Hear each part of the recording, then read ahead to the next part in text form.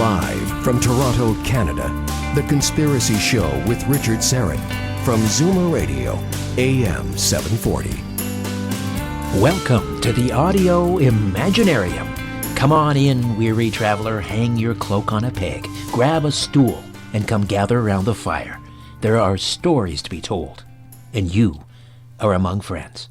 David John Oates, the discoverer of reverse speech, is standing by. This is a brand new regular feature we introduced here on The Conspiracy Show a couple of months back, and David joins us once a month for a segment in the first hour to play a few reversals. Paula Harris will join us towards the bottom of the hour, and then for the rest of the program, Paula is a veteran photojournalist and investigator of ET contact, and she's worked with the late J. Allen Hynek and Colonel Philip Corso, and she's coming to Toronto later this month to speak at the Alien Cosmic Expo, and we'll give you more details on that as well. Owen Wolf is my technical producer. Ryan White is my live stream producer. However, there is no live stream on the YouTube channel tonight, but as always, this program will be uploaded to the YouTube channel within a few days. The YouTube channel, of course, Strange Planet. And visit strangeplanet.ca. That's my website, strangeplanet.ca, and everything is right there. You can find the podcasts there, information on this program, guest info, my live events and appearances schedule, my new Strange Planet shop, the full script dispensary, strangeplanet.ca, strangeplanet.ca. David John Oates is the founder and developer of reverse speech technologies. He was the first person to ever document speech reversals in human speech back in 1983 and has worked extensively since then on research and development as well as maintaining a therapeutic and consulting practice. He's the author of several books on the subject, including Reverse Speech, A New Theory About Language, Reverse Speech, Voices from the Unconscious, and Beyond Backward Masking. He's the co-host of an exciting new podcast called Reverse Speech Radio. Hey, David, welcome back to The Conspiracy Show. How are you, my friend? I'm doing great, mate. Thank you for having me back. It's always a pleasure. I got to tell you, your podcast, it's unique. I mean, there's nothing like it anywhere. Reverse Speech Radio. And let's first of all tell people how they can listen. They can go to reversespeech.ca, or they can go right to Libsyn, the Libsyn platform, reversespeechradio.libsyn.com, and new episodes drop every Thursday. And Thursday. Yeah, what? Tell me something about an upcoming episode, if you could. Right. Well, we actually just aired an episode on the Titanic survivors, which was very well received, and the episode we recorded this week is what was called the Can You Handle the Truth, where some brave listener called in and I record them for 15 minutes and go and analyse the tape and then play them the results. So that's always very interesting, and also we give them what's called a meta walk, which is basically a guided visualization journey through the unconscious based on what their reversal said. So that's always received very, very well. We get a lot of good feedback from that. So that's our next episode, which should air next week. Right. And for the Titanic episode, I think it was a two-parter, and you have survivors. And where do you find the audio? Well, I actually didn't find the audio for that one, so I am not too sure where they found it. A lot of audio can be found on YouTube. They may have found it on YouTube. YouTube's got so much stuff there. I mean, yes, anything that I want, I can find on YouTube. So I'm not sure where they got it from, but it wouldn't surprise me a bit if they found it on YouTube. And again, just for those people who may be joining us for the first time and don't quite know about reverse speech, which you discovered, just explain the theory behind it. Sure. Well, the theory I'm proposing is that language is bi-level, forward as well as backwards. And I claim that as the human brain is putting the sounds of speech together, it's putting those sounds together in such a way that we're saying two things at once, one forwards and one backwards. And so literally for my career, I'm running tapes in reverse. And when you run tapes backwards about once every 15 or 20 seconds, you'll hear this very clear phrase. It's really quite obvious amongst the gibberish, and it's my claim that that is what we are thinking and feeling, both on a conscious as well as an unconscious level. So it's a whole new linguistic theory about language, and I've been doing it for 35 years. I think I've compiled many examples to verify its validity. And the idea that it is the unconscious mind that's speaking, and the unconscious mind cannot tell a lie, and so therefore we may be deceptive in our forward speech, but the backward speech, the reversal, will sort of betray the lie, correct? Exactly correct. Yes. If we are lying in forwards, then in reverse you may, not always, but you may quite often get the truth. I say not always because sometimes you don't. There won't be any reversals there, but generally there will be. And sometimes the person is being truthful forward and backwards, and so that's what you call a congruency. Absolutely correct. Yeah, they're more common than what you might think.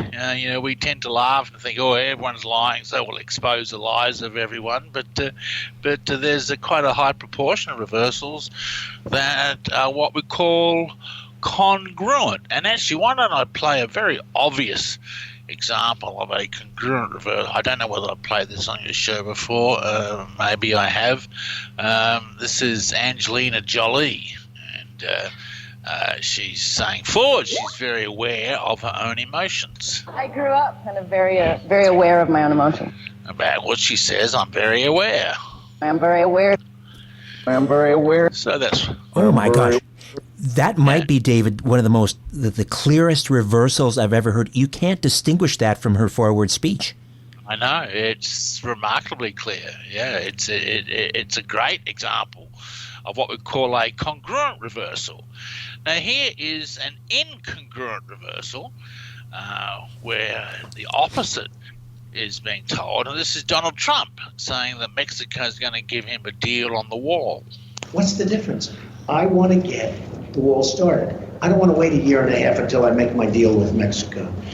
So, and we probably will have a deal sooner than that. And by the way, Mexico has been so nice. So he says we'll probably have a deal sooner than that, but backwards he says they will not deal with us. We won't deal with us. Did you hear that one there, Richard? I do, yes. That's pretty clear. Amazing. Yeah. So that's an incongruent reversal, which has turned out to be remarkably true because Mexico are not dealing with Trump on the wall. At least not so far, yes. Now, we're just absolutely, fascinated with this aspect of reverse speech, catching someone in a lie, trying to climb inside the mind of a serial killer, et cetera, et cetera. But you use it for therapeutic reasons. Just spend a moment telling us about that. Oh, sure. Yes, I have a very active therapeutic practice. I've currently got about 20 clients on the go. Reverse speech in the therapeutic situation is just really incredible. It will tell us many times what the problem is. It can give us the source of the problem. It can tell us how to fix the problem. Which can be done, or depends on what the solution is. So sometimes it's in metaphor, sometimes it's in straightforward instructions. And I just get amazing results in working with clients using reverse speech.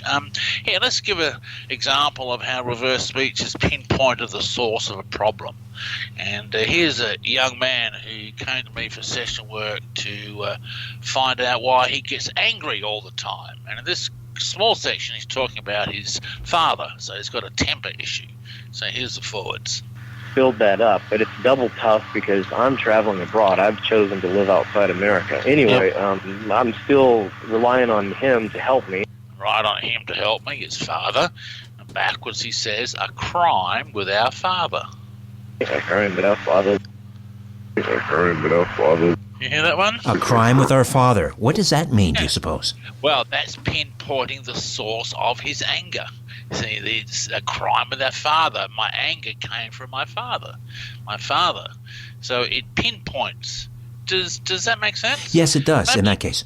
Now, you talked about metaphors, and sometimes the reversal will be somewhat cryptic. Utilizing, let's say, a symbol, maybe, a body of water or some sort of an animal. How do you decipher the meaning of that? Oh, boy. Well, I can tell you back in my early days, when I first started, they were a huge, big mystery to me. And, I'd find phrases like, my goddess is stabbed with a knife, or the wolf has fallen in the lake. And, however, as time went on, one of the things about reverse speech is that it's complementary. And by complementary, I mean the forwards relate to the reverse. We saw that with I'm Very Aware and Angelina Jolie, and They Will Not Deal With Us on Donald Trump. And so using the principle of complementarity, I have seen over the years, I have seen the metaphors appear in the same context over and over again. And so I have been slowly compiling a reverse speech metaphor dictionary, which is now 30 years in the development, where I ascribe meanings to these metaphors based on the context under which I find them in the forward and the reverse. And sometimes I'll update the definitions. It's not an exact science, of course. I wish it was. But over the years, I have become fairly confident with the meanings of the metaphors. But I train my students. Often it's a two-way discussion with the client to determine the meanings. So it's a bit of historical context plus a joint discussion with the client. Is it based on Jungian psychology? Oh, absolutely. Yeah.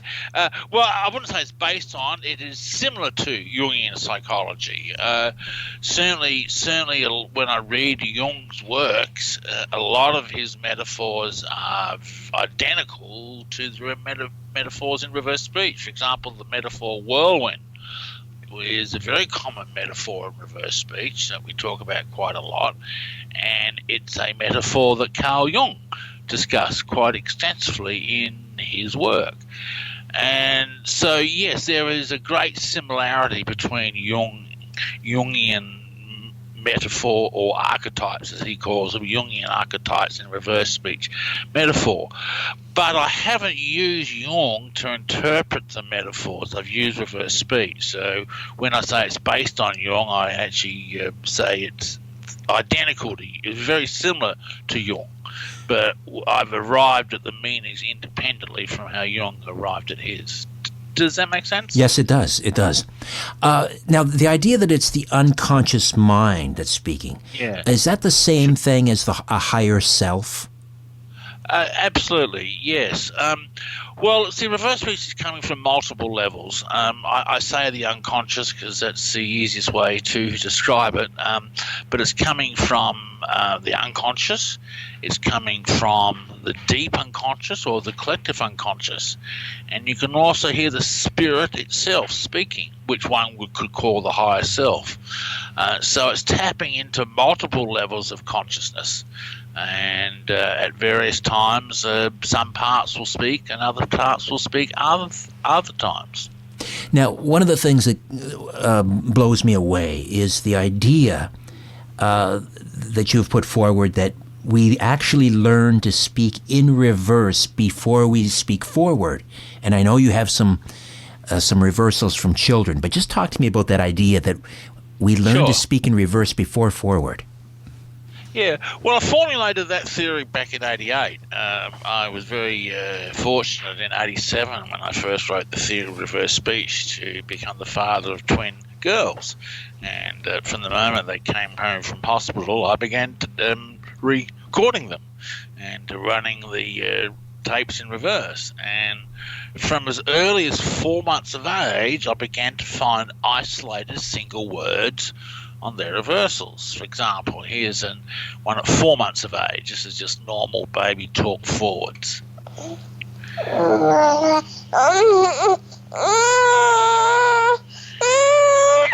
we'll run it backwards. You'll hear the cry, followed by this very clear hello.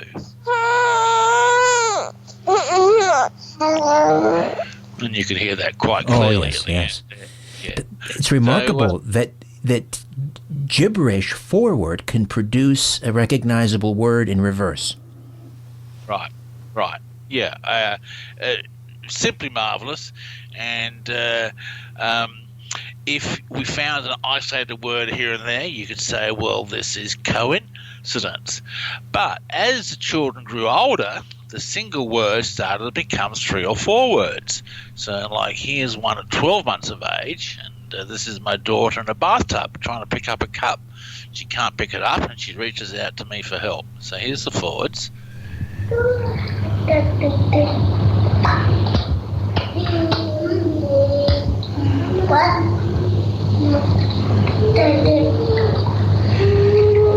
This is actually one of my favourite examples, and she says in reverse, David, which is my name, David, help me.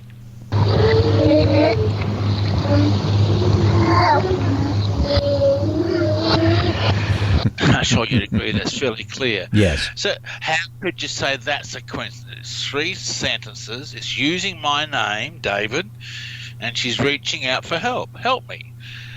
So after finding numerous examples like this, I developed another point from my theory, and the theory states that the process of spoken communication begins in reverse before it does forwards. The unconscious mind is developing for the conscious mind, and so that speaks backwards before forward speech begins. So it's a fairly radical theory to say that the children are speaking back before they do forwards, but a lot of child cognitive functions develop in reverse before they do forwards, and children will often crawl backwards before they crawl forwards, for example. So that's point 3 of my theory, and let's play a really clear one. This is probably one of my most favourite children's one of all time. It's a young child, and she's telling us how she's good at school. And she's about to tell a subject she's not good at, but she has a little slip of the tongue and changes her mind. So listen to this. I'm quite a good girl, and I'm quite good at maths and English, but I'm not. Hear that little slip of the tongue? But yes. I'm not. English, but I'm not. And then she keeps on talking and says this. I'm science, but I don't know anything else. And when she has that little slip of the tongue, she says backwards, I'm not telling. I'm not telling. I'm not telling. I'm not telling. Very clear reverse. Oh, my gosh. That's stunning. Absolutely stunning. Yes, it is. Yeah. So she's not telling us what she's not good at. That's what this tongue is all about. Yeah, so we're tapping into her unconscious thoughts. Yeah. Crazy question. Do you think this could work on animals? Oh, dear. You know what? I have my animal files stuck away with great secrecy because it can tend to throw water on the theory. And talk about water, here's reversal on a cat. And backwards, I need water. Oh my gosh. Oh my Lord. I know. Look, I keep those secret. I don't bring them out publicly because I don't want to deal with animal reversals at this stage. But anyway, you've asked me the question, so there's the answer. All right. I've got a small file of animal reversals, about a dozen or so. So what they mean, I don't know. Now, the idea that the CIA, they may deny it, but they are keenly interested in this, and they use it, right? Absolutely, they use it. You can just Google reverse speech CIA, and that will take you to what they've publicly declassified with their interest in reverse speech, and you'll see a copy of my book, produced in 91. I lectured to the CIA in 91 for 5 days, telling them all about reverse speech, and what they've done with it, I don't know. They've declassified some of their work on reverse speech. I'd like to see what they haven't declassified. The CIA obviously been well known in the past to deal with psychics and all sorts of new technologies and ideas. So what they've released leads me to convince they're doing a whole bunch of more work with it. So. Now, you are coming to North America. You're coming to Canada. Do you have any dates for us yet?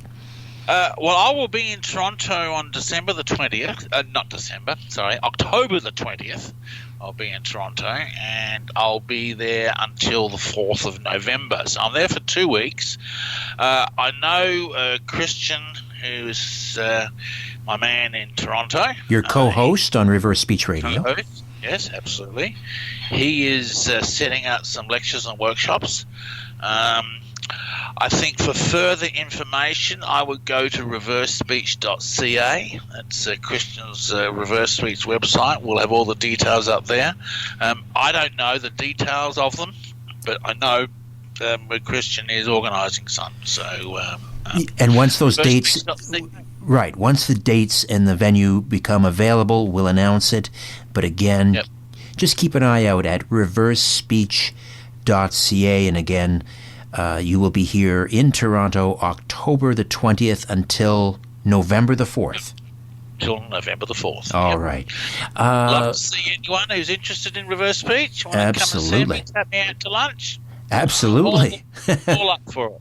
And once again, the podcast, reversespeechradio.libsyn.com, reversespeechradio.libsyn.com, or again, you can go to reversespeech.ca and just look for that old little radio and click on that. That'll take you right there. Always a pleasure, David, and we'll talk next month.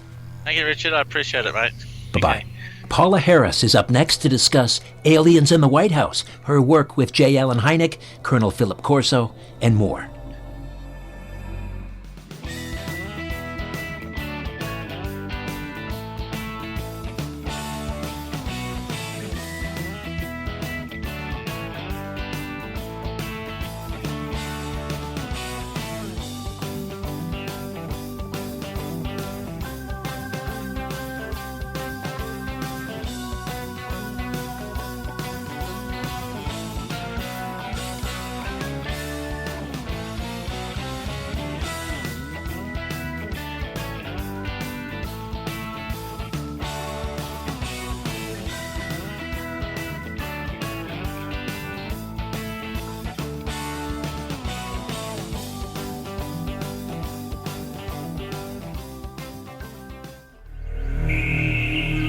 The truth is not out there. It's right here. The Conspiracy Show with Richard Sarek from Zoomer Radio. Paula Harris is a photojournalist and investigative reporter in the field of UFOs and extraterrestrial-related phenomena research. She's studied ET-related phenomena since 1979 and is on personal terms with many of the leading researchers in the field. From 1980 to 1986, she assisted the late Dr. J. Allen Hynek with his UFO investigations and has interviewed many top military witnesses concerning their involvement in the government truth embargo. In 1997, Ms. Harris met with and interviewed Colonel Philip Corso in Roswell, New Mexico, and became a personal friend and confidant. She's instrumental in having his book, The Day After Roswell, for which she wrote the preface, translated into Italian. She's the author of several books, including Conversations with Colonel Corso and UFOs, All the Above and Beyond. Paula Harris, welcome to The Conspiracy Show. How are you?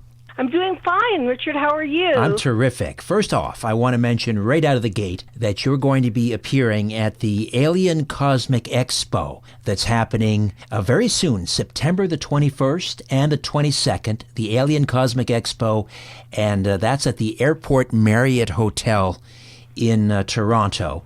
And you are going to be speaking on the Saturday from 2:45 p.m. to 4 o'clock, where we will learn the truth about hybrids at the White House, Project Blue Book, and, of course, working with J. Allen Hynek and Colonel Philip Corso, all of which we'll talk tonight about. And quite a lineup, really, again, a who's who. Travis Walton will be there. Paul Hellyer will be there, the Honorable Paul Hellyer.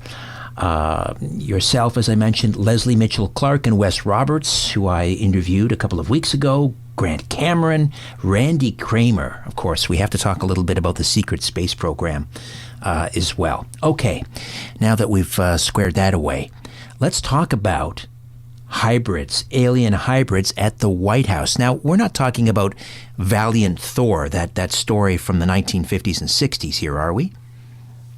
Well, I first of all, before we even begin talking about something that weird as alien hybrids, and I'll mention where that comes from, I want to tell you that I have never spoken in Canada, that my mother was born in Stratford, Ontario. Ah. So, I know I have a Canadian connection. So for all the people that are listening, when I first came to this country, I was born in Rome. I came at the age of 5 with my mother and father on a boat. We went to Stratford. My first school was in Stratford. And most of my relatives are in Toronto, so I am super, super excited to be there, especially with this illustrious group of people. And it's the first time. So I just wanted to tell you, it's the first time. It's so a I'm wonderful excited. Homecoming. Excellent. Oh, yes, because, I'm close to the Honorable Paul Hellyer. I did 6 different interviews with him flying across the ocean when I was living in Rome. And I lived in Rome from 1992 to 2007 when I returned to Colorado in the United States. So most of my work has been outside the country. And so, it's been, really a field research. And when you mentioned the hybrid thing, it's part of research that I had to go back to do in the 1950s and 60s off of Joshua Tree, California. What I saw happening was that we had, as a group of researchers and as the managers of ufology, we had kind of been stuck in the abduction scenario, the little gray aliens being the symbol for the whole entire field. So since I had the influence of Italy, of the contacts in the 50s and 60s, our contactee, who was Ara Adamski, was named Eugenio Siracusa, and he met with who said they were Venusians. In those days, they kept saying they were from Venus, whether it was Howard Menger in New Jersey, or whether it was George Van Tassel in California, or whether it was Adamski who met with Orthon. They all said they came from Venus. So this is part of the UFO history. And I had to look at the story of Val Thor, just going to what you mentioned in the beginning, to go on that track, as a possibility of it being real. And I had to look at the work of Dr. Frank Stranges, because I went back to look at, Richard, I mean, did we really always have grays, or were there a bunch of spacemen that hung out with us in the 50s and 60s? Right, because So, the gray alien thing really gained traction with Betty and Barney Hill, I think. Exactly. And so for those not familiar with the Val Thor story and Frank Stranges, just give us a thumbnail sketch of that, a quick overview. What happened was I started studying Howard Menger, and I have some 80 photos of Howard Menger giving a lecture in his backyard in High Bridge, New Jersey, and there is Val Thor sitting there with Joe and his so-called brother Don, and I have all these pictures of them sitting there. And then when Wendell Stevens passed on, he had an archive where he was talking to the photographer of that afternoon, and the photographer was named August Roberts. He was very, very famous. Augie Roberts took a lot of pictures. And then I get this audio tape where Augie Roberts is saying to Wendell Stevens, well, Howard Menger said there were going to be 3 extraterrestrials sitting in the audience there under the trees in the orchard, and he says he didn't tell me who they were.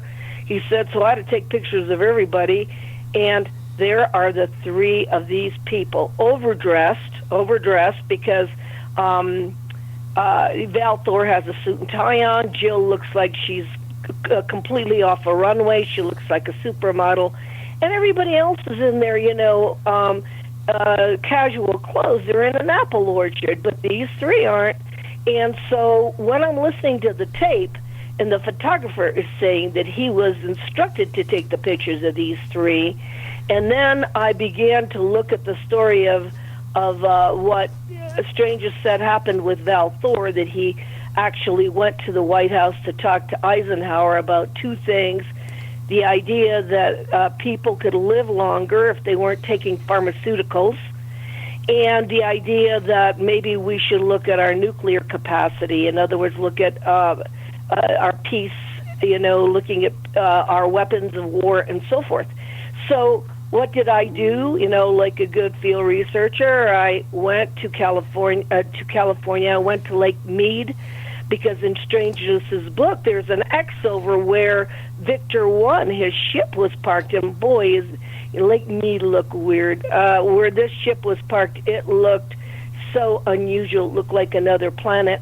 I didn't see any ship, but I had to go there. And I also, began researching all the contactees of that period, and they all had the same story. There were spacemen visiting with a similar message.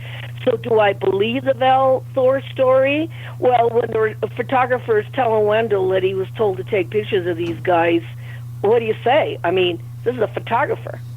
Right. And when you look at these photos and you see Val Thor and the other 2 that were supposedly from Venus that went to the White House, this happened in the late 50s, but we didn't really hear about it until the 1960s. Why? What happened there? Why the gap? Well, we didn't even hear about it until recently. I mean, nobody's been talking about this. We didn't hear about it. Well, Frank Stranges talked about it a lot before he died.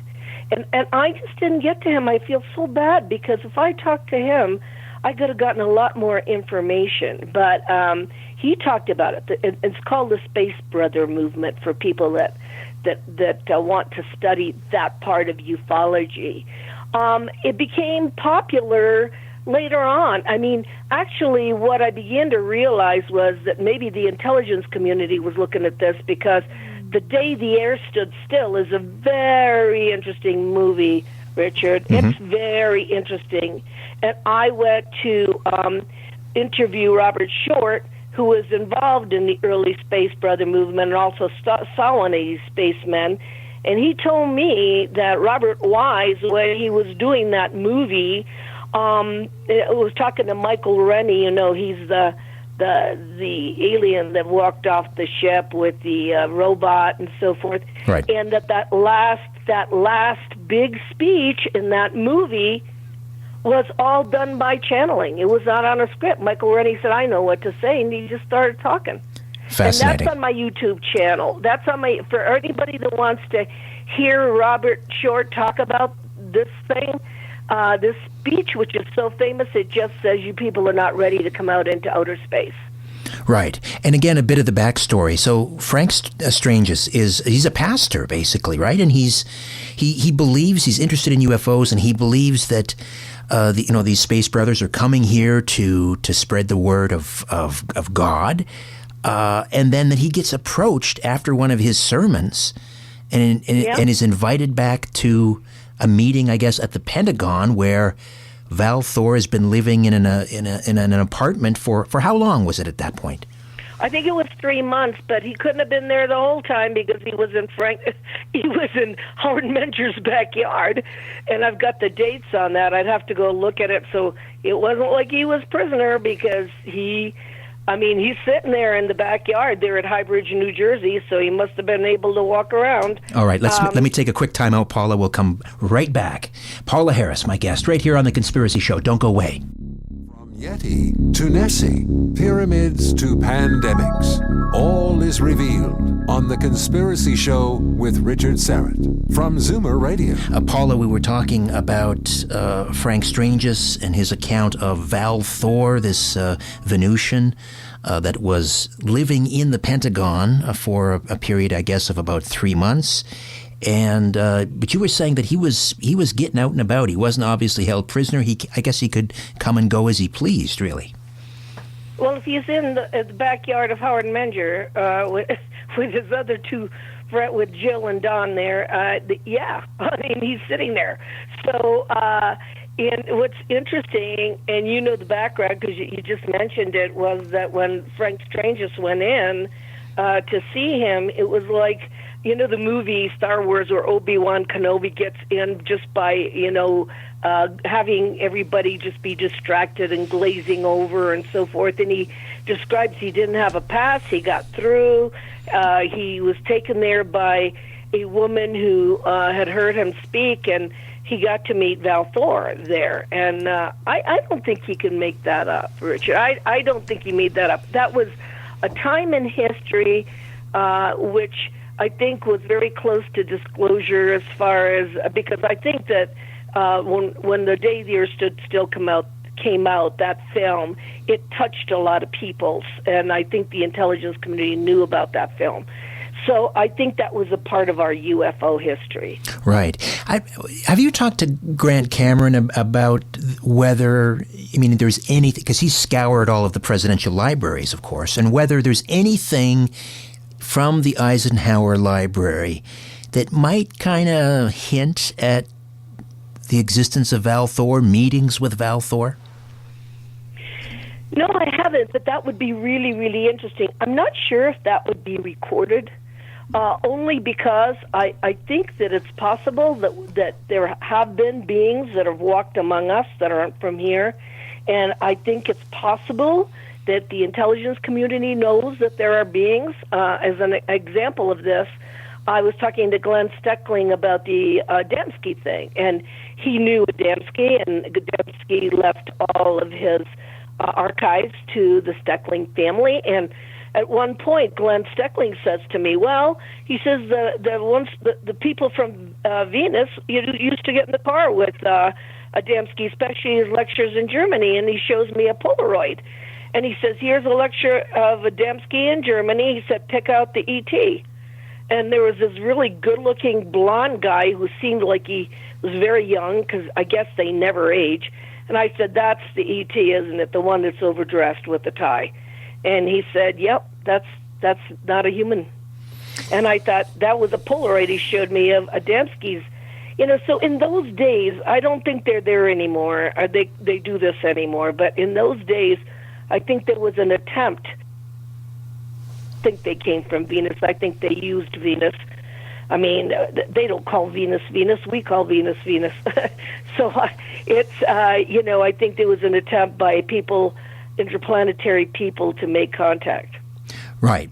That's interesting, because to me, yeah, that's where that story would lose some credibility, the idea that they would come from Venus, because, I mean, that's just, it's not hospitable, right? As far as we know, it isn't, but I don't think they call their planets the same as we call ours. And no. In order to be among us, they kind of take the form of what we believe. Right, exactly. So what happened, do you think? There seems to be this demarcation. We had, you know, the ones identifying themselves, or we identify them as these Venusians up, you know, in the late 50s into the 60s, and then all of a sudden, with Betty and Barney Hill and the abduction, it's all about the Greys. What happened, do you think? Well, I think whoever's managing this, and it's not the government's changed so many times. Colonel Corso used to say, stop blaming the government. Which government are you talking about? I mean, the senators and the congressmen, they don't know anything.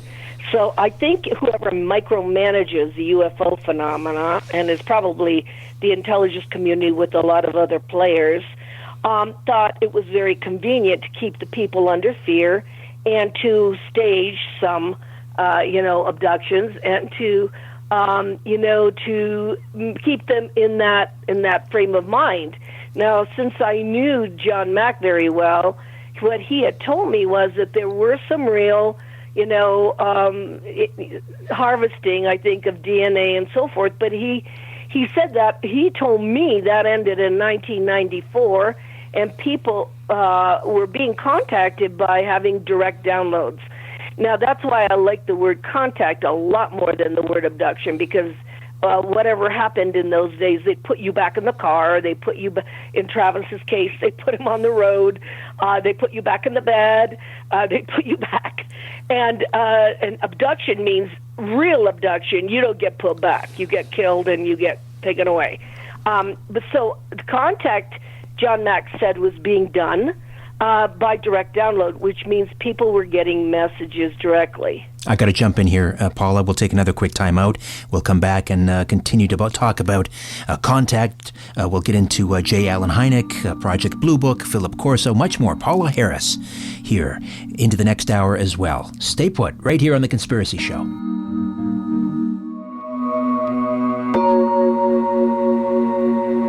Corporations, governments, and sometimes entire civilizations.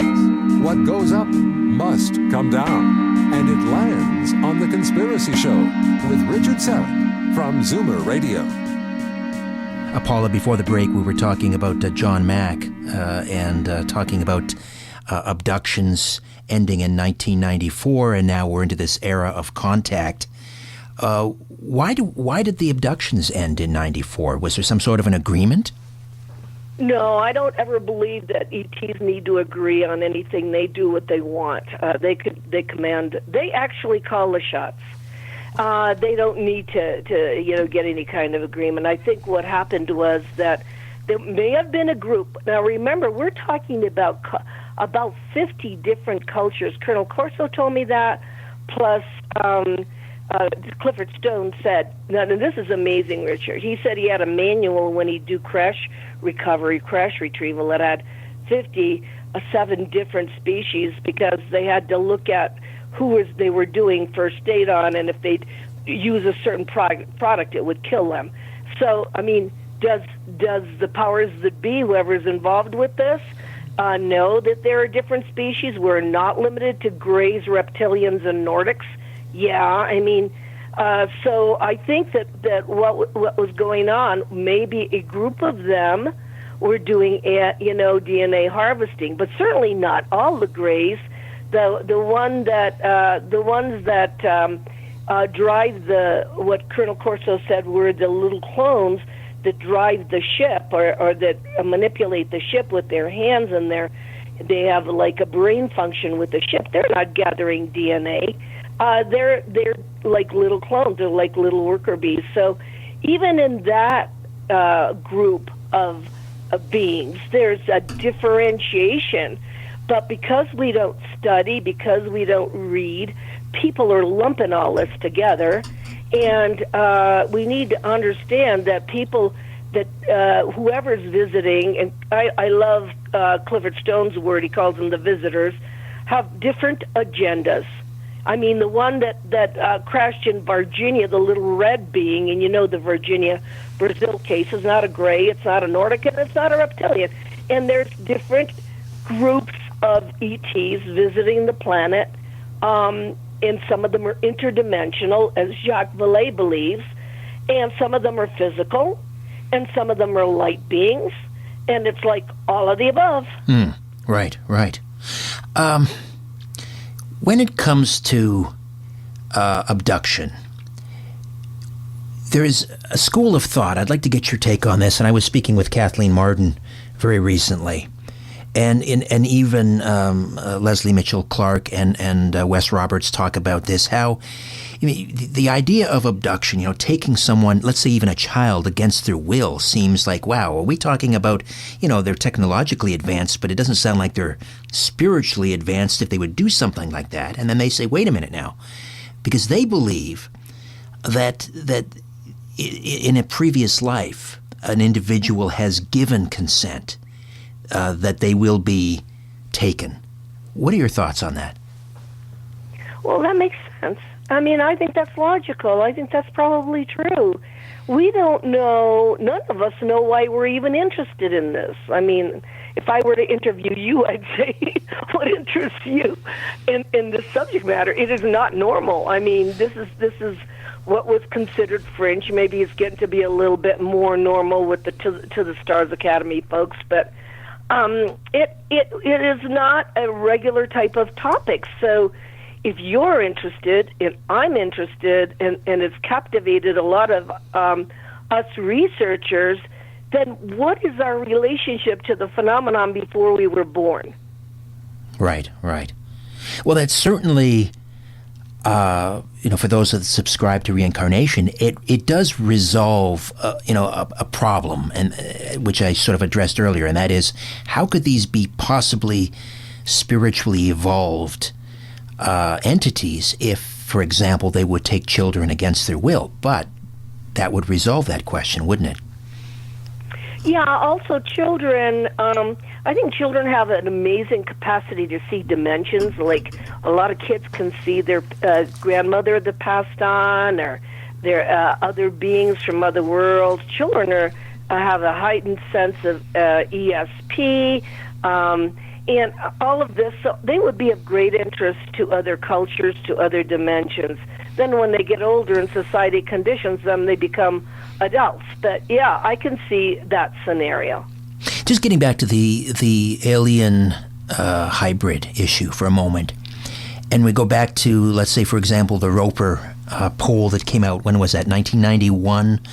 My gosh, it's going on 30 years. And I think at that time,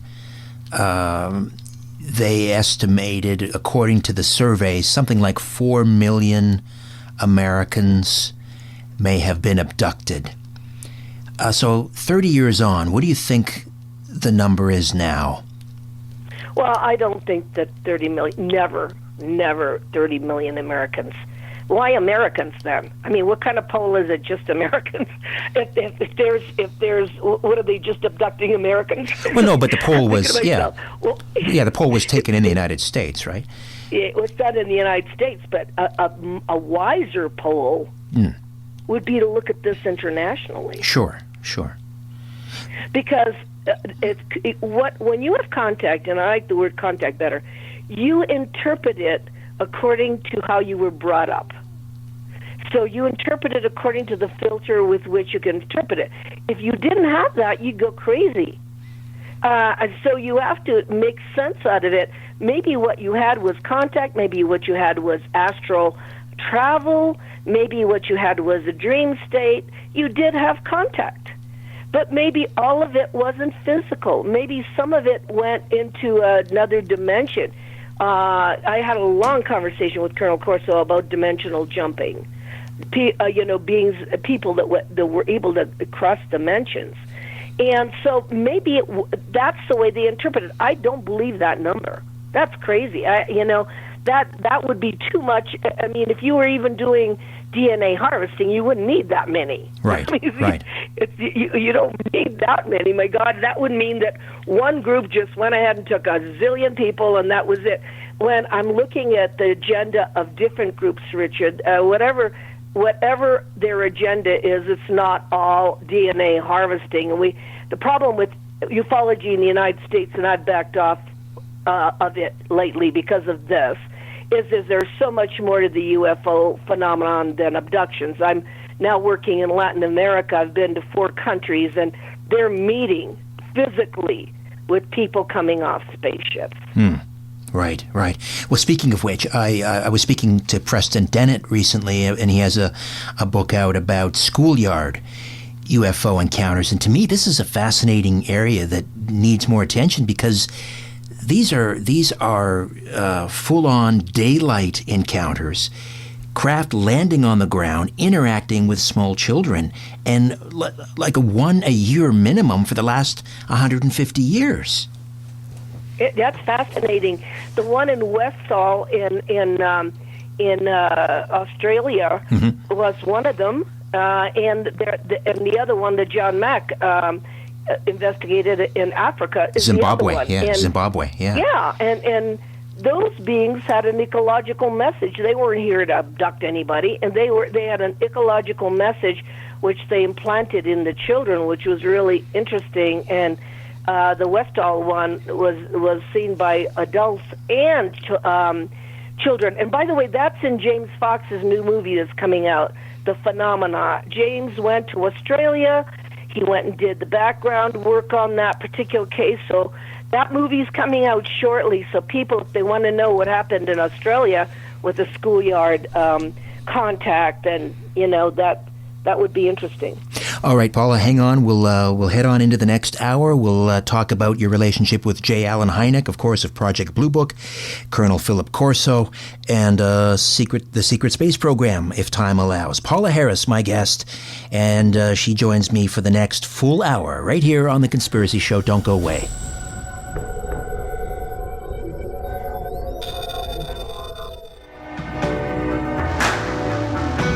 Thanks for inviting me into your home. Long-haul truck, RV, camper, taxi, your parents' well-appointed rec room with the simulated wood paneling, the electric fireplace, and the painting of dogs playing poker. Your loft, that greasy spoon just off the interstate, and your cabin in the woods. Paula Harris stays with us this hour. Paula is a photojournalist, investigative reporter in the field of UFOs and extraterrestrial-related phenomena.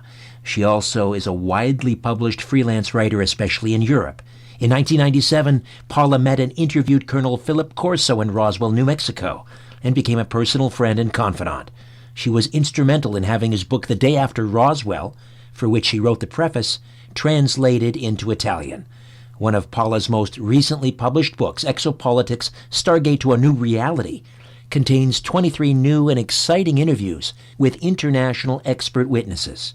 Paula lives in Colorado and travels to Rome, Italy often. She has a master's degree in education and teaches history and photojournalism, as well as online classes in exopolitics for Michael Sala's Exopolitics Institute.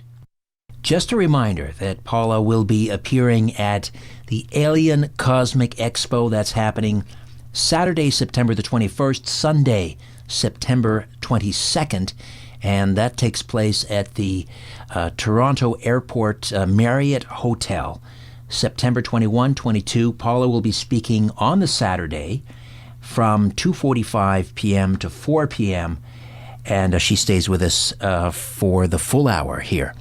So let's talk about J. Allen Hynek and Project Blue Book. First of all, how did you hook up with Mr. Hynek? I guess it was around 1980, correct? Yeah, my whole life has been a series of incidents that sound like and feel like they've been pre-programmed. In 1979, they gave me a class. I'm a teacher. I'm a high school teacher called Science Fiction. And then I watched a movie called Close Encounters of the Third Kind. And, of course, I had a very emotional reaction to the very last part of that where Francois Truffaut plays Jacques Vallee, interacts with the beings, and then I saw that Allen Hynek was part of it because he came out in the cameo role. So I began to research this, and I said, I wonder if this stuff is real. And then there was a wedding in Evanston, Illinois, and I went to the wedding, and then I broke away, and I said, I'm going over to the Center for UFO Studies and see what files they have. Well, when I walked in there and told the secretary that I spoke Italian, she told Allen Hynek, and he came from around the corner with that famous pipe. I see him now, with that white hair and the beard and the pipe, and he said, you speak Italian. Can you translate all the Italian sightings I'm getting? Will you work with me? And so we were very close friends. I was close friends with his family, with Paul Hynek, who's the youngest son. I went to his house in Evanston. He came to Boulder a lot, and I worked with him. And, Richard, the good part about that is that I knew right away it was real, that this wasn't some hypothetical thing that we were dealing with. I knew it because not only, was he an astronomer, and he used to tell me not to misplace Venus for a UFO, but his whole group of people that he worked with at the Center for UFO Studies were all people that, were scientists. And he coined the encounter of the first, second, third. He wanted physical traces. He wanted to examine soil. I mean, he did it right. So I had the greatest teacher in the world. It's interesting, the Hynek's evolution, if I can use that word, because, I mean, here's a guy that was involved in Project Sign and Project Grudge, which I've always found to be a fascinating code name for a project, Project Grudge, and then Project Blue Book, because, I mean, he was initially brought on board to kind of throw a wet blanket on all this, to be, I mean, he was a skeptic, right? What, did he ever talk to you about sort of his personal evolution in this field and how he came to be such an ardent believer? He did, but can I recommend books about this? I mean, Jacques Vallee wrote 4 books called Forbidden Science, Volume 1, 2, 3, and 4, and I read all 4 of them. They're diaries. So they talk about Alan's evolution, because Jacques writes diaries. And after I read those 4 books, I figured it out. I figured a lot of what I didn't know out. But what had happened was that it was a job in the beginning. I mean, he had 5 kids. It was a job. He tried to do it the best he knew how, and then all at once he began to see that it didn't fit the mold. And he was a hero in that respect. And the case that turned him around to look at the interplanetariness of it was the Lonnie Zamora case in Socorro. He went down there physically, and here's a state trooper that sees a landing. I think it's 1964, and sees 3 beings come out of the craft, and he's not lying. And so Hynek had to change the way he thought, and that's why I admire people who change their minds. He began to look at these things. I think he did the Pascagoula, Mississippi case with Calvin Parker and those guys, and he began to say, there's something here. I can't play the game anymore. I can't just say it's all swamp gas. Of course, knowing researchers, later on, they really made him pay for it. They would criticize him, saying, we were here before you, we got the message before you, you're Johnny-come-lately. But Alan, in his later years, not only did he, tend to know that this was real and it could be planetary, he espoused some of Jacques Vallee's ideas in that the paranormal was very, very much involved in this, and that, it could be a dimensional situation, that it could be orchestrated, all of these things. I mean, his mind really opened up to it, and I wasn't ready for it yet, Rich. I couldn't deal with what was in the craft, and when he died in 1986, I didn't even want to know. I was happy doing the translations. I was happy putting pins and maps. I was happy just making it nuts and bolts, and I didn't want to go any farther, but boy, have I changed since then. Was it because you were conflicted? It was because I couldn't imagine it.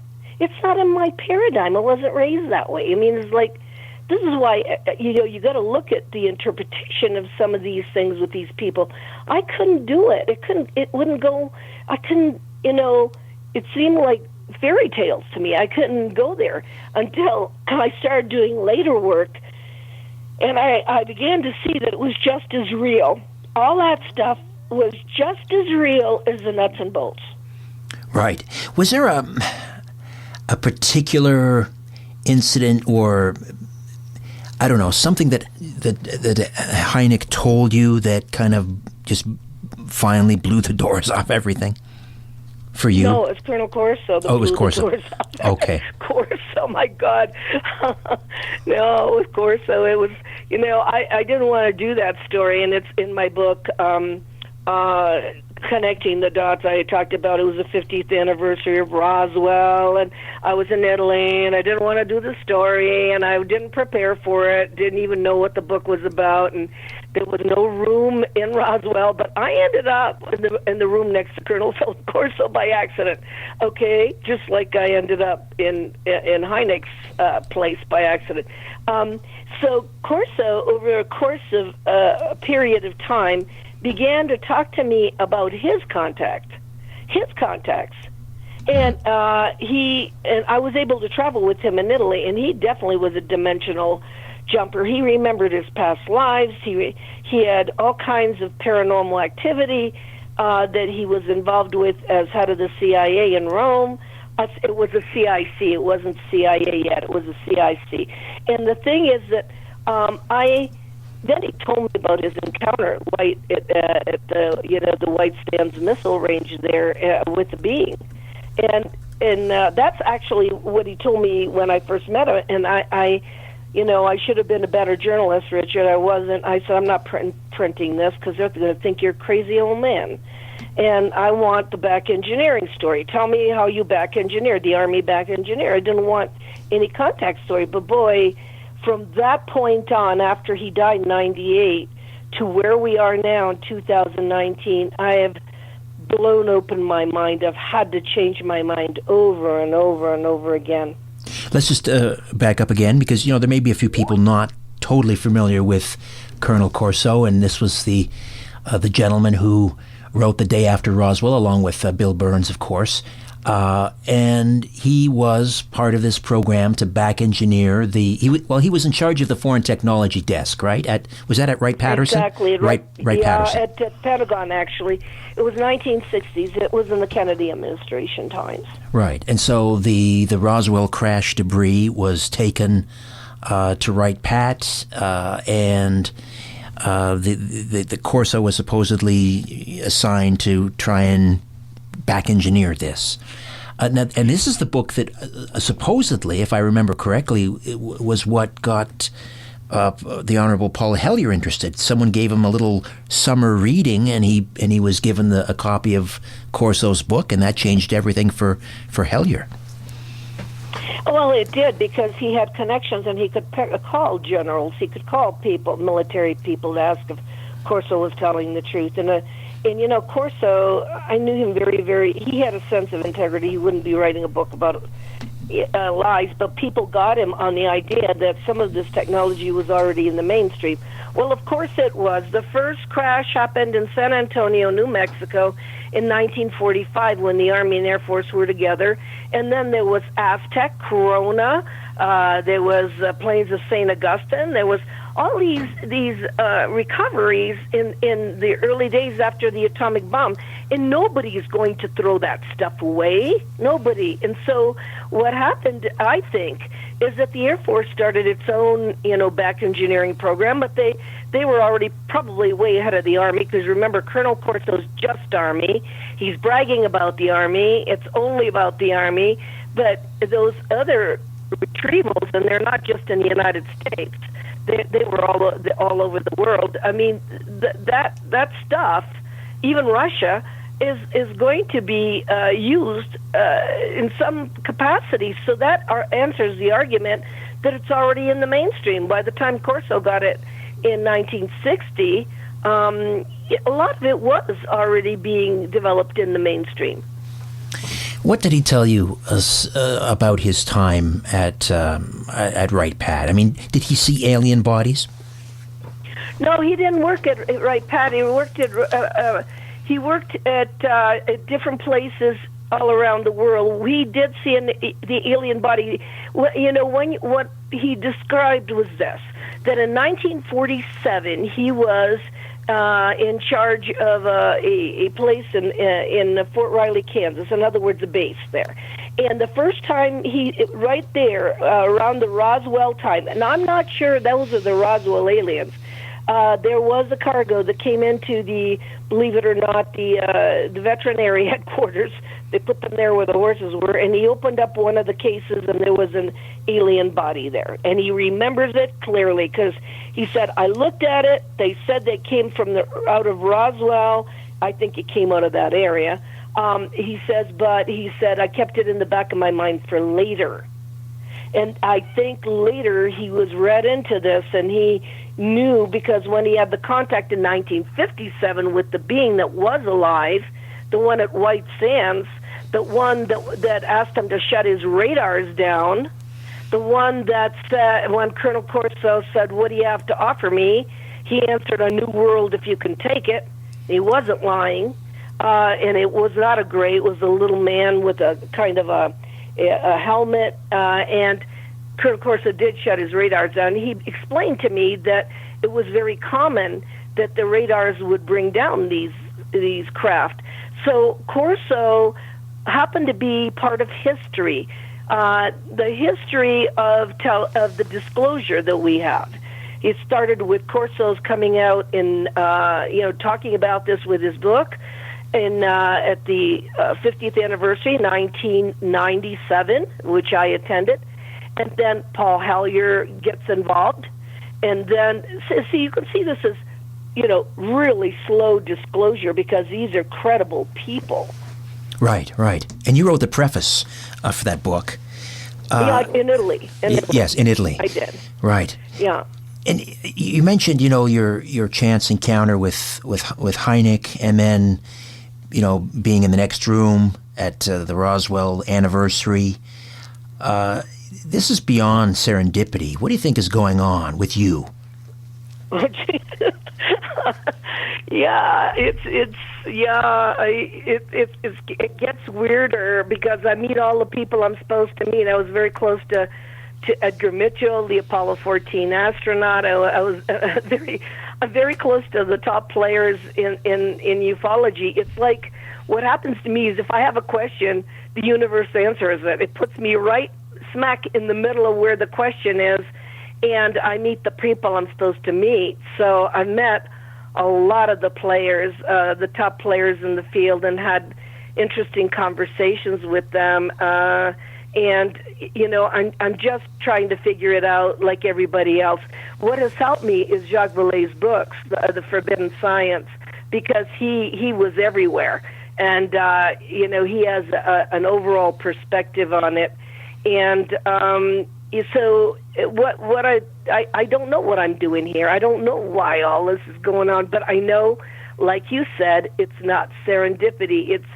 It's an effort, I think, to raise consciousness. And if we raise our consciousness, we become awake and aware and know what part we play in this whole scenario. Right. You mentioned Vallee. I mean, he's kind of reemerged, hasn't he, after kind of a self-imposed exile from this arena. What's happening there? Why? Why now? Well, I know he's got quite a bit to do with what's his name, James Fox's film. He's in there. He's in that film. I think that look at our ages, all of us. We're up in. I don't know about you, but I'm 74, and Jacques is 79. I think in our later years we come together to kind of look at what the answer might be. And for the intellectuals, and I don't mean this as entertainment, unfortunately, I think our field has become solid entertainment. But for the people, the intellectuals, the ones that read, the ones that have a long discussion, like Edgar Mitchell did, and like the people at SRI, and like the people that are really interested. In our later years, I think we want to know, so we come out and start having a dialogue, which is really great. And he has a lot to offer. I've been following his work very well lately because he talks about the paranormal being part of this, and it is. All the weirdness that I've had around me doing this is part of the phenomenon. It is not separate from the phenomenon. The phenomenon manifests itself, Richard, in so many different ways. It's not just documents. It's not just abductions. It's not just, sightings. It's not just, it's like a lot of different areas that come together. And someone, Victor Vigiani, a good friend of mine and also yours, said something to me once I thought was spot on, and that is when we finally figure out what's behind all this, it'll probably be something completely different than what we can possibly imagine. What do you think about that? I think that's straight on. That's a beautiful statement. I think that's what Jacques believes, for sure. I think that's what Alan believed. And it is. And it's frustrating, isn't it? Because we've been working for such a long time in this area, you'd like to think you have it figured out, but we don't have it figured out. And we're spending, I think, too much time in looking at the government involvement because I think they don't have it figured out. They can't figure it out either. So they're looking at the overall picture, trying to figure it out. So we're all walking around trying to figure it out. And Victor is straight on. That is absolutely right. Vallee was talking about an element of a deception behind this whole UFO ET. Was he talking about human deception, or is there an element of deception on the other side as well? Was he hinting at maybe some nefarious purpose by certain races of ETs or civilizations of ETs? No, I think he means on the other side, but I don't think it was nefarious. I think what he says is they show themselves enough, and then they do something to discredit the whole entire story. I think a perfect example of that is the Billy Meyer case, which I really believe is true. I mean, Wendell Stevens was one of the best researchers on planet Earth, and he did that case with, Britt Elders and Lee Elders. They weren't kidding around there. They lived there, and they did the case, but things came up to completely discredit the case. And sometimes it comes from the beings themselves, because maybe they don't. It's like it's up to them if they're going to show themselves. It's up to them if they're going to do disclosure. It's not us, by the way. If they want to go over every major airport in the world at the same time, they can do that. But I think that sometimes what they do is give a little hint, and then they don't follow through. And I think that's what Jacques was talking about, because he said it's very hard to follow the breadcrumbs with them. It's very hard to follow the reasoning because they're not human. It's hard to follow the even if it might be a manifestation of our own consciousness. That blew me away when I read that. A manifestation, it's like a school for us to learn about us. Whoa, that really goes to another level. It's a manifestation of our consciousness in the universe to learn about us as a species. And in the process, along the way, maybe we'll evolve. I mean, we're pretty primitive right now. All right, well, because we're back. Yeah. Sorry, I'll take a quick time out. We'll come back and we'll continue to delve into, let's say, the future of disclosure, the secret space program, and more. Paula Harris, my guest, right here on The Conspiracy Show. My name is Richard Serrett. Don't go away.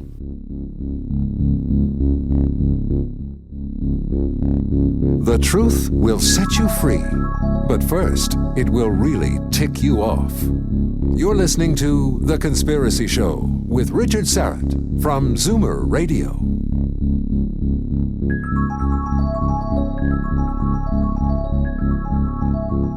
Paula Harris stays with us, and again, she will be a headline speaker at the Alien Cosmic Expo happening September 21-22 at the Airport Marriott Hotel in Toronto, and you can go to aliencosmicexpo.com to register and for more information, aliencosmicexpo.com. Paula is speaking on the Saturday, incidentally, 2:45 p.m. to 4 p.m. We were talking about, a lot of things, Jacques Vallee. I wanted to just talk a little bit about disclosure. You mentioned the Academy to the Stars, and of course, everyone seems to look at that December 2017 New York Times piece as kind of a game changer, a sea change in the atmosphere regarding disclosure. What do you think the future is? I mean, where are we going from here? Well, first of all, just on my personal level, my kids won't talk about the subject matter at all. They haven't talked about it. They don't want to delve into it. But when that article came out, it made me legitimate, and it's so funny because they sent me the article. They said, "Mom, there really are UFOs." And I thought, "Come on, what do you think I've been doing for 40 years?" So yeah, that helped me a lot. But Richard, I truly believe as an investigator that with everything like that, there's an agenda. So it isn't because they want disclosure and they want the world to know. What they want, what that group wants, is the funding to back engineer the technology, and we don't know what it will be used for. And then the only way they could push that through is to make it look like there's a threat. So if there's a threat, we need the technology because there's a threat, because then we go to Wernher von Braun's famous line, this planet is built on war and reconstruction, and when we run out of enemies, we have to look at the extraterrestrial card as the last card. That's Carol Rosin who says that too, because she knew von Braun. So I look at, because I'm an investigator, what's the agenda? Why it isn't done because, let's all get together and meet the aliens. It's done with the override that there has to be a preparation for an alien threat. So I'm not exactly a fan of that thinking, because if they were going to do that, they should have done it in 1945 when we exploded the atomic bomb and started a chess game which will never end. So they could have done it back then if they were a threat. But with Robert Salas and the Maelstrom air base shutdown of the missiles, they wanted to do away with us. They would have done it right there when they shut those missiles down. So there's an agenda. What it did do is raise consciousness. It helped my kids understand that this was real. It basically raised consciousness, and whoever's working with this in governmental ways knows that this was real anyway. So where's it going? I have no idea. Everything has an agenda. I don't know where it's going from this point on. And I would rather that we looked at ourselves raising consciousness and try to change a few things on this planet than worry about making, any kind of warfare with advanced technology. So that's my personal take. In terms of where it's headed, and if we look at more of the nefarious track here, and the idea that they're going to try and stage an alien invasion, are we talking like Project Bluebeam? No, I don't think it's going that way. I'm really surprised it went to the History Channel myself, because if it was disclosure, it's on TV now. It becomes entertainment. One of the last episodes was Italy shot down the UFO. No, Italy. That case, I know it. I've talked to the guy on the television screen that was the Navy admiral. I talked to him personally in 2005. Italy did. No UFO shot down any Italian anything. That was an interaction with the balls of light in Sicily that were having problems with these balls of light that were coming out of the water. So that was electromagnetic anomaly, but that was presented on the History Channel as the UFO was shot down a helicopter. That helicopter's wings melted. The pilot walked out of there. So I don't think that was a shoot down of anything. But it was so ominous that they went to Congress with that. They said, oh, Italy had it like a shoot down. So if they do this, if ETs did this in Italy, they're going to do it here. And I was thinking, oh no, don't do that, because that's not true. What happened, and if they were going to shoot us down, is probably as a result of some kind of conflict where we started shooting. So it's the agenda I'm worried about, Richard. I don't know where we're going. I don't know what the direction is with that kind of disclosure. And as far as the secret space program, that was the big, title of everything 2 years ago. It's like we have a brand new thing we're looking at every year. Of course, the Germans had a secret space program. Of course they did. So, that's logical. We had the German scientists here, helping with put rockets in the sky. Yes. Well, you mentioned the secret space program. Randy Kramer, of course, will be at the Alien Cosmic Expo. Does his story about serving on Mars, does that jive with your research and what you've heard? Does that your evidence sort of corroborate his story? No, I have no evidence to corroborate his story. However, is it possible? Yes. I believe that portals can be created where people can walk in, the portal, come out another place. I think that technology. The reason why I think that I did the Dan Burrish case, and he talked about portals, and he talked about technology being very, very advanced there. Do I think it's possible? Absolutely, but nothing that I have researched, talks about that particular situation. I think it's very interesting to listen to everything. Right, but you have talked to people who have talked about deep space platforms. Yes, one person, Frank Ferguson, he's in my book. He said that in 1950 his father worked at a deep space platform, and he talked about his father in his deathbed saying that they had collaborated with cosmic cultures on that platform. In 1950s, can you imagine 1950s? And then when I did the Charles Hall case, he was telling me, and that was 1965, that rockets were going off at Nellis, near Nellis, when we were all looking at Cape Canaveral. So I'm going, okay, well, maybe stuff is happening in other places, and we're all looking at, Cape Kennedy, and they're not going to show where they're doing the rest of the the research because it's none of our business or whatever. But everything is not as it seems. I think that there is, research going on that somebody deems that we shouldn't know about. Did I find out about any of it? Only the Frank Ferguson story, which is, and that's word for word what he told me.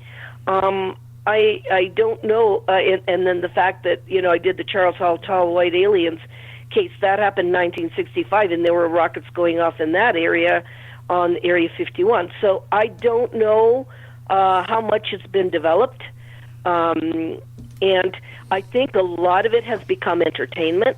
So we've got all this infighting and all these arguing about who did what, because I think real disclosure is not on TV.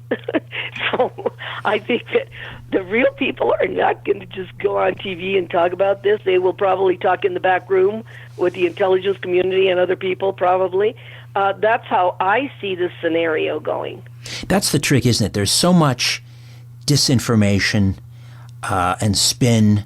I mean, when you walk into a conference, and I don't want you to name names, but do you have sort of a handle on, who's on one side or the other, saying, well, that person's here to spread disinformation and this person is not credible? I don't want you to name names, but does that happen when you go to conferences? Too much. And it's not, some people really believe what they're saying, so I don't think they're lying. They really believe it. So I think that some people really believe. I mean, I'm not going to name names, but there's one particular event that I read the book cover to cover, and that book is not credible at all, and people just took it for granted that this person, what he said was true. But I had to see. I'm still reading books. I have to read the person's accounts in order to collaborate with corroborate with what I found out. And what I find out is not in the United States. I mean, a lot of what I found out was in Europe, about a lot of UFO sightings, about testing that was done in the Pacific. I'm now in Latin America. I'm on my way to Chile.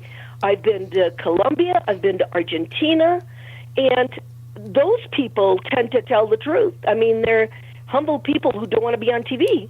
And so I can talk to these people and get a lot more information in these countries than I can here. Okay, back with more of my conversation with Paula Harris. Stay with us.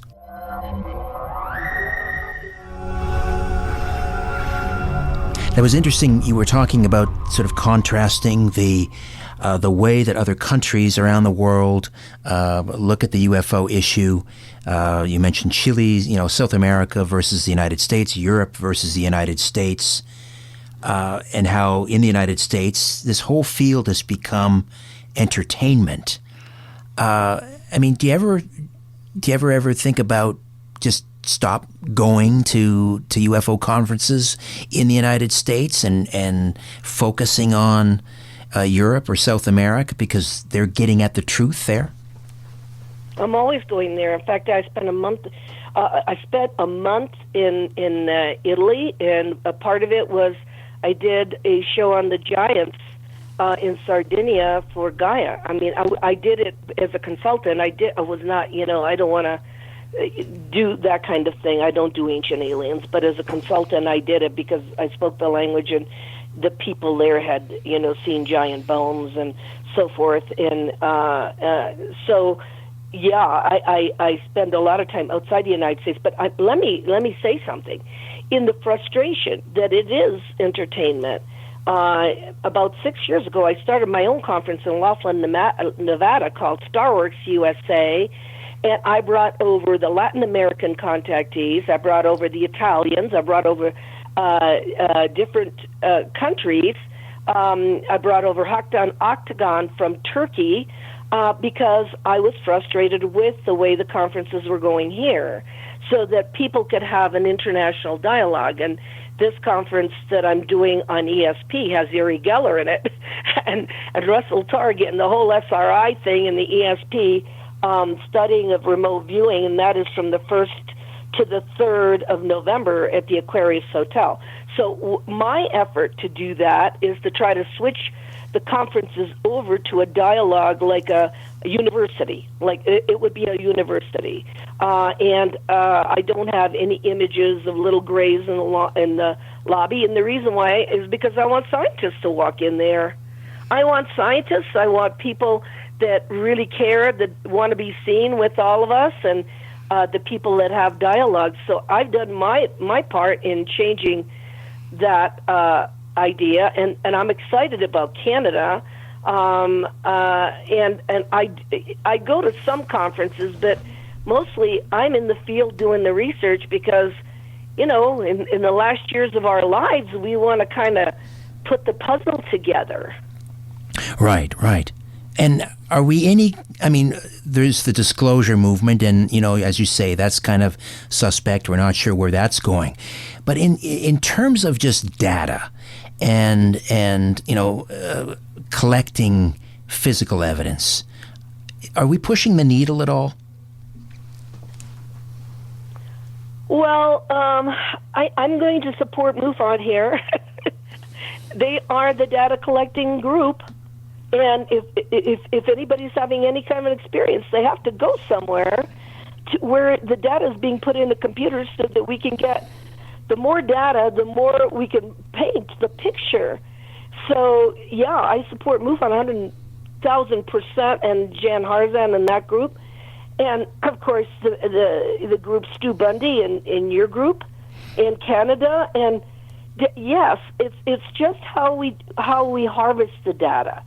If somebody said, Paula, why don't we have a world conference at the University of Colorado on UFOs? For instance, University of Colorado has bad karma because they're the ones that had the Condon Committee report that did the whitewash. If we would do that, and people wouldn't want to wear the T-shirts and the tinfoil hats and come to just party, and they would come for a really good dialogue at the University of Colorado with professors and scientists and everything, that would be darned exciting. And it would be darned exciting for me because I love to listen to their another perspective. Right. But I guess when I'm talking about data, I mean like hard evidence, somewhere out there someone has in a desk drawer, a piece of debris or something. When are we going to finally start to see that in public, on a public display? Well, I can tell you that Gaia TV just interviewed Clifford Stone, and he had a piece of debris. He was crash retrieval. He shows it. He shows a piece of debris. He talks about the 3 crash retrievals in Vietnam. We will see that, Richard, when people start studying it, like, the Charles Hall case, where these beings were at near Area 51. It was near Dogbone Lake. These people were there in 1965. If people start studying all the books and all the, just look at, even Travis. The needle is pushed. It's just that people aren't studying it. We have pieces of metal. I don't think that's what the story is. I think that probably when we start traveling in outer space, when we start going to other planets, when we start becoming members of the cosmos, we will get a lot more data, and you can't hide it. It's not going to be hidden. But I would just really want people to care. I want them not to look at the entertainment value or only the conspiracy stuff, but look at what it means for humanity. What does it mean for this species? I mean, Hawking talks about this. Michio Kaku has a statement where he says, look, we're going to be interacting with ETs, get over it, get used to it. This is Michio Kaku. But who's reading Michio Kaku's books? I'm thinking, okay, well, can we get serious about this, and then we'll all see what we have? Okay, Paula, stay put. We'll come back with more in a moment. The Conspiracy Show. My name is Richard Serrett. Welcome back to The Conspiracy Show. Paula Harris is standing by to continue our discussion on UFO disclosure. Just a reminder, coming up next week, Captain Randy Kramer will be here to talk about the secret space program for the full 2 hours. And Randy will also be speaking at the Alien Cosmic Expo, and that's happening September 21 and 22 out at the Airport Marriott Hotel here in Toronto. And again, for information and to order tickets, go to aliencosmicexpo.com. aliencosmicexpo.com. I'm going to do my darndest to get out there at least for part of one of those dates. And if you're there and you see me, come say hello. Now, on the 29th of September, John Barber, a real television pioneer, the man really credited with creating reality TV. Do you remember that program, Real People, back in the late 1970s and 80s?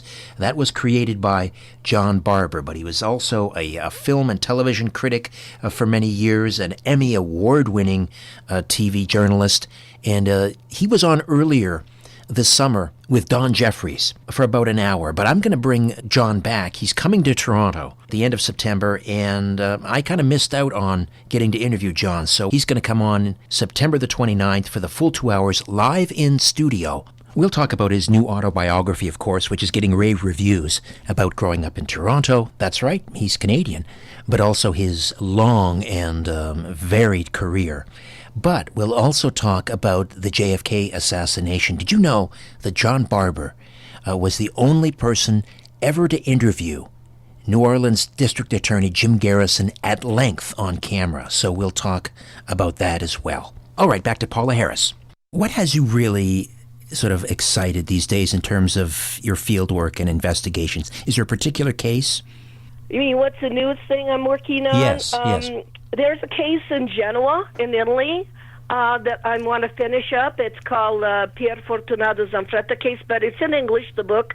They can go look it up. This man has been having contact with these beings for 27 years, and he, goes up to this mountain. I've been on the mountain. He goes into the craft, Richard, and they download his memories for the month.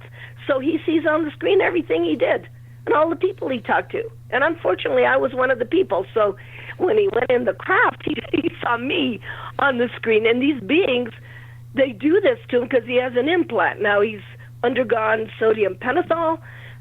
He's told the truth. The police follow him. and so this is a real case, but it's not an American case. And I really am fascinated with that kind of contact case because I want to know who those beings are. They're not reptilian, they're not gray, and they're not Nordic. I want to know why they're downloading his memories, what they want with him, and that excites me. And I would like to, but I have to go back to Italy next year to do it. And you went up that mountain. Anything interesting happened to you when you were up there? I couldn't do it because what happened was, first of all, when we got there was a white car with a guy reading a newspaper, so I knew we were being watched the whole time. And the mountain has a very skinny path where there's a drop, a solid drop. And I started to walk it in broad daylight, and I couldn't do it. I got a couple of steps in, or a little ways in, I said, Piero, I can't do it, and he does it at 1 in the morning. 1 in the morning, where you can't see anything, and of course, Wendell Stevens brought him to the United States, and in the old days, and so this man has told his story. What's interesting to me is the agenda that these beings have, which is looking at how we live, but they do it through downloading his memories, and he has to go when he gets the signal in the implant. No matter where he is, he gets in the car and he goes. So I knew that when I was with him on that mountain, we were being watched. We were being watched. I mean, they knew, not only from maybe whoever was in the white car, but from the beings themselves. The beings know what's happening. Because of the work that you do, I mean, you're boots on the ground. A lot of people, they write books, they theorize, but you're boots on the ground. Do you get followed? Do you suspect, you're being monitored? Oh, yeah. And often, on the phone, I just say, hey, it's too bad you guys can't pay me. I'm doing the work. I'm doing the work for you. You're curious about what's happening. It's, I'm doing it all out of my pocket, Richard. My kids are so angry. They go, Mom, my God, in your years, why aren't you at the Bahamas, in some hotel and swimming up to the bar? And I'm going, no, my money is not going there. My money is going to Chile next month to do some research in the Atacama Desert. And that's where I will be next month, Richard, because I want to know, because I want those people to tell me what they see and what they're experiencing. So my money goes there. I mean, I've never been sponsored. I go there, and then I have the Laughlin Conference where I come back and talk about my research. So, yeah, what can I say? It's interesting. It's like Indiana Jones. And do they monitor? Yes, they monitor. They want to know. I'm doing it for them, so they want to know what I found out, what it is. Everybody, even the intelligence community wants to know what's going on. Everybody wants to know what's going on. It's all curiosity. What's going on in the desert down in Chile? Okay, there's near the Atacama Desert, on the Atacama Desert, is a place called Alma. It's 15,000 feet high, and there's a lot of radio telescopes there. There's some from NASA, some from China, some from America. That's awfully high, and something is happening. And they're all, and the people that are down there, a lot of the people are seeing craft, very visible. And I'm wondering, is there communication going on? Even though radio telescopes are very primitive. I mean, in movie Contact, I mean, it's just, maybe there's some sophisticated radio telescopes where they're getting more than just, the sound. So I'm curious. I just, want to go and ask the people that live there and ask about how the sightings are and what they're seeing and what they're perceiving and so forth. So I'm sure that I'm going down with a group, with Ricardo Gonzalez and a group down there, and it'll be really, really curious. That's where the activity is. There's a lot of activity there. There's a lot of activity in Switzerland. It's just that we have to get out of our own, small world to see that sightings are still going on, things are still happening. We're still, we still have this phenomenon. But in the end, I think the message I want to leave people with is not about them. What's his name? Robert Dean said. Famous Robert Dean, Sergeant Major, I love the man, said, it's never about them, it's about us and our relationship to the universe. Well, that's interesting. Can you expound on that a little bit? What does that mean exactly? It's not about them, it's about us. Well, I think they hold up a mirror to this civilization. Because we have to look at us. We have to look at, it can't be, it's not external. It's more internal. In other words, we're looking up to the skies, and and I know that a sighting can change somebody's life. And I know that a contact can change somebody's reality. So what are they telling us? That our reality isn't what we think it is? That the universe has all these possibilities, that we as a human species are bigger than we've just been flesh and bones and, walking around, and that we are something, part of something massive, something bigger. We're still here, so if we're still here, it's still school. Well, and it's almost time for the bell. Paula, it's been a great pleasure speaking with you. Thank you so much for hanging out. Oh, thank you so much for asking me. And again, Saturday, September 21, 22, Alien Cosmic Expo, the Marriott Hotel at the airport, Toronto, and Paula will be speaking there on the 21st from 2:45 to 4 p.m. Go to aliencosmicexpo.com, aliencosmicexpo.com for more information and to order tickets. That's it for me. Back next week with Commander Randy Kramer to talk about the secret space program. And that'll be for the full 2 hours. In the meantime, don't be afraid. There's nothing concealed that won't be revealed, and nothing hidden that won't be made known. What you hear in the dark, speak in the light. What I say in a whisper, proclaim from the housetops. Move over, Aphrodite, I'm coming home. Good night.